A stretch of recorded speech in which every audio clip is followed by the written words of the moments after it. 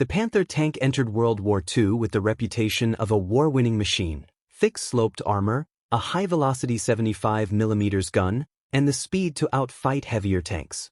On paper, it looked like Germany's answer to the T-34 and the future of armored warfare. But when it arrived at the front, it brought another story with it: engine fires, broken final drives, rushed crews, and a maintenance burden Germany could barely afford. This is the Panther myth versus reality. Not a bad tank, not a miracle tank, but a brilliant design trapped inside a failing system. The Panther begins with a shock, not a blueprint. In 1941, German forces encountered the Soviet T-34 in large numbers and realized that the Panzer III and Panzer IV were no longer enough in a long war of attrition. The T-34's sloped armor, wide tracks, and effective gun forced a redesign in German thinking. The Panther was born from that pressure, a crash effort to field a tank that combined stronger armor protection, better anti-tank firepower, and mobility for the Eastern Front's mud and distance. That origin matters, because it explains both why the Panther became so formidable and why it entered combat too soon. From the start, the Panther was meant to do two jobs at once. It was designed to counter the T-34, but also to replace the aging Panzer III and eventually much of the Panzer IV's role. In practice, it never fully replaced either during the war. It fought alongside them because Germany could not pause production, retrain the army, and rebuild logistics around one new platform. That gap between intent and reality is the core of the Panther story. The myth says Germany fielded a superior tank and gained an edge. The reality is Germany fielded a superior tank in some conditions, but never under the stable industrial and logistical conditions needed to exploit it. Technically, the Panther looked exceptional for 1943. It carried the 7.5 cm KWK-42L/70, one of the most powerful tank guns of the war in its class, with high muzzle velocity and excellent long-range penetration. It used well-sloped frontal armor, 80mm on the upper hull front angled for stronger effective protection. It had a 5-man crew, a 700-horsepower Maybach HL-230 engine in most production vehicles, and road speed listed up to 55 km per hour. It weighed about 44.8 tons, officially a medium tank, but heavy enough to create heavy tank problems for bridges, rail transport, and recovery. Even here, you can already see the contradiction: mobility and firepower on one side, weight and mechanical strain on the other. That contradiction is exactly why Panther became legendary. In open terrain, at long range, the tank could dominate. Its gun, optics, and frontal profile made it extremely dangerous in a straight fight. Even critics of German armor design usually concede this point. The Panther could kill most Allied and Soviet tanks before many of them could reliably defeat it from the front. But that was only one part of warfare. Tanks do not fight only ideal duels across clear ground.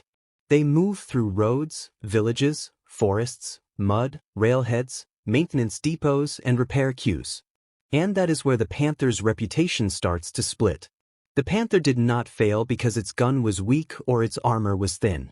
It faltered because the battlefield kept forcing it into the one test its design and production systems struggled to pass: sustained operations. Nowhere is that clearer than Kursk.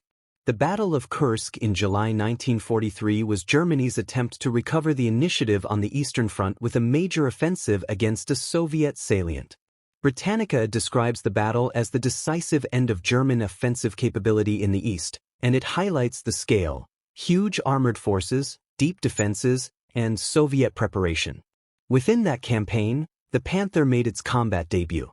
The tank was politically and psychologically important to German planners, but it arrived with unresolved problems and crews who had not had enough time to train together properly. The numbers from the Panther's debut are brutal. A total of 200 rebuilt Panthers were issued to Panther Regiment von Lauchert before the attack. 2 were reportedly lost to motor fires while unloading from trains. By July 5, 1943, only 184 were operational. Within 2 days, that number dropped to 40. A later report for July 20 listed only 41 operational Panthers, with many under repair and significant losses to enemy action as well.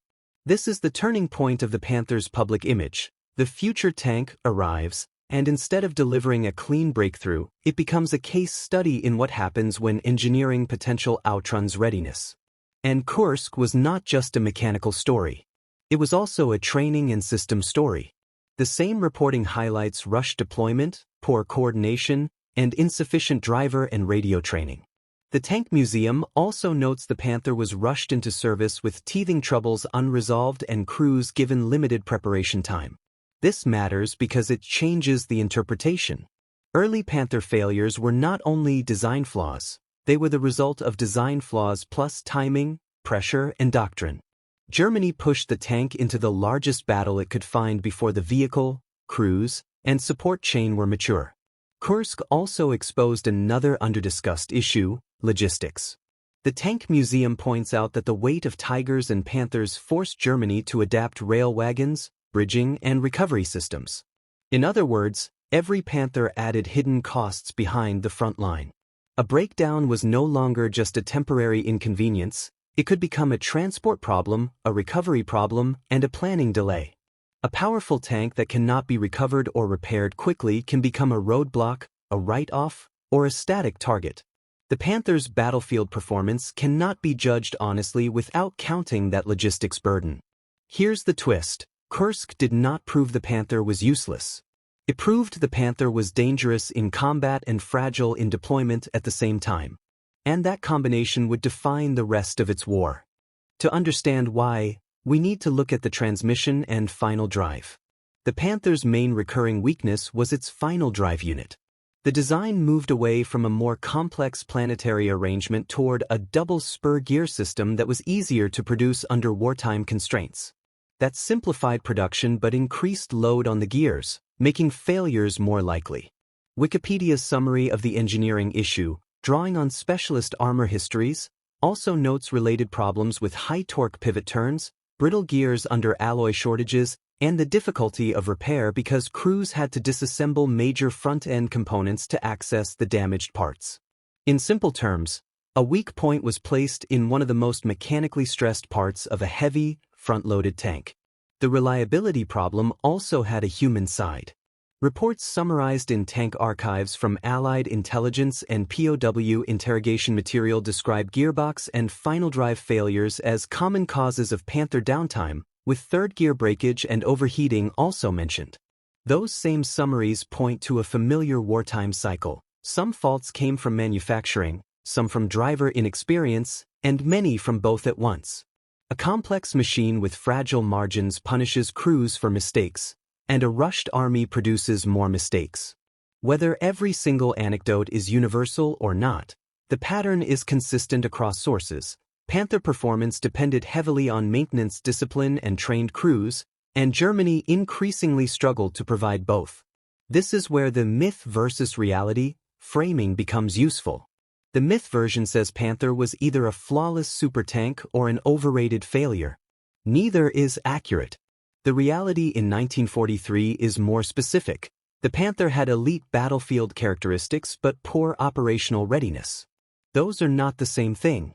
A tank can be excellent in a gunnery duel and still perform badly in a campaign if it breaks down before contact, burns fuel too fast, or overwhelms recovery units. Kursk taught that lesson early, and the German army paid for learning it under combat conditions. By late 1943, however, the story starts to change. Reliability was not static. Modifications were introduced, crews gained experience, and maintenance procedures improved. Sources tracking Panther service reports indicate that many early problems were gradually reduced by 1944, especially with engine life improving and some transmission issues becoming more manageable. Even Guderian's reported comments in early 1944 reflect a cautious improvement in frontline feedback. That does not erase the bad debut, but it matters because it explains why the Panther remained central to German armored formations despite its costly start. It got better, just not fast enough, and not in the strategic environment Germany needed. Mini cliffhanger for Module 2. So if the Panther improved, why didn't it become the war-changing tank Germany hoped for? Because the next problem wasn't only inside the gearbox. It was the system around the tank: fuel, training time, battlefield terrain, production strain, and a war Germany was already losing. Quick recap. The Panther was built as Germany's answer to the T-34, and on paper it looked like one of the best medium tanks of the war: powerful gun, strong frontal armor, high mobility. But its combat debut at Kursk exposed rush deployment, weak reliability, and a support system not ready to carry it. Now we move into the second half of the story: how the Panther improved, where it excelled, and why that still wasn't enough to change Germany's fate. By 1944, the Panther was no longer the same tank it had been at Kursk. Mechanical fixes, field experience, and production refinements reduced some of the worst early failures. Reporting summarized in the Panther service history shows improved engine life and somewhat better readiness rates compared with 1943. This is one of the most important corrections to the common narrative. Early Panthers were unreliable, but later Panthers were not simply the same bad tank. Reliability improved enough that the Panther became a genuinely dangerous and useful combat system in the right conditions. And those right conditions matter. The Panther was strongest in open country and long-range engagements, where it could maximize its gun and frontal armor while reducing exposure to flanking shots. Sources repeatedly note this pattern. The Panther's 75mm KWK-42 had the velocity and penetration to win many long-range fights, and the tank's frontal layout made it hard to defeat head-on at normal combat ranges. But the same design came with weaker side armor, a wide hull, and a long gun that could become a liability in close terrain, villages, forests, and cramped maneuver battles. This is not a contradiction, it is the cost of optimization. The Panther was highly optimized for one kind of fight, and the war kept giving it many others. In other words, the Panther didn't just have strengths and weaknesses. It had a battlefield personality, and Germany often had to use it in situations that punished that personality. There is also the production question. The Panther was cheaper and easier to produce than the Tiger, but that does not mean it was cheap in an absolute sense.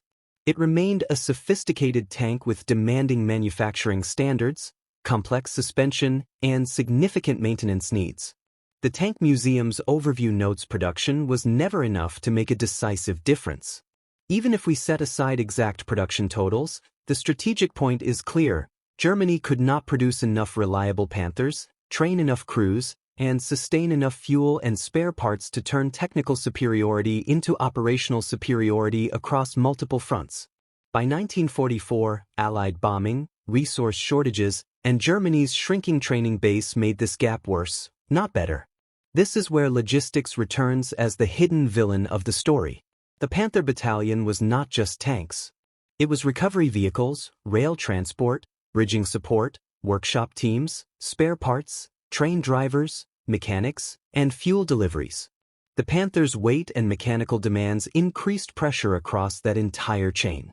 Even when the tank itself improved, Germany's ability to support it declined. A weapon can become more mature while the army using it becomes less capable of exploiting that maturity. That is exactly what happened here. The Panther improved into a stronger battlefield machine just as Germany's war economy and operational flexibility were deteriorating. The Panther also reveals a deeper truth about wonder weapons in general. A machine can be excellent and still arrive at the wrong time, in the wrong numbers, under the wrong conditions. By the time the Panther matured, Germany faced mounting fuel shortages, attritional losses, and pressure on every front. The tank's best qualities were real, but they were not enough to reverse a collapsing strategic position. In that sense, the Panther is not a story of failed technology. It is a story of successful technology trapped inside failed timing, failed priorities, and a failing war effort. So, myth versus reality. Was the Panther a fast killer? Yes, especially in open terrain, with trained crews and proper support. Was it a fragile gamble? Also yes, especially in 1943, and especially for an army that could not afford long repair cycles and constant mechanical losses. The most honest conclusion is this: the Panther was formidable when operational, but when operational is the phrase that decides the entire argument. And in modern armored history, that may be the most important lesson of all. If this episode helped you see the Panther as more than a legend, more as a decision under pressure than a museum icon, drop your take in the comments. Was Germany right to rush it into combat, Or should it have delayed and fixed more first? And if you want more World War II breakdowns like this, like the video, share it, subscribe, and turn on bell notifications so you don't miss the next campaign analysis.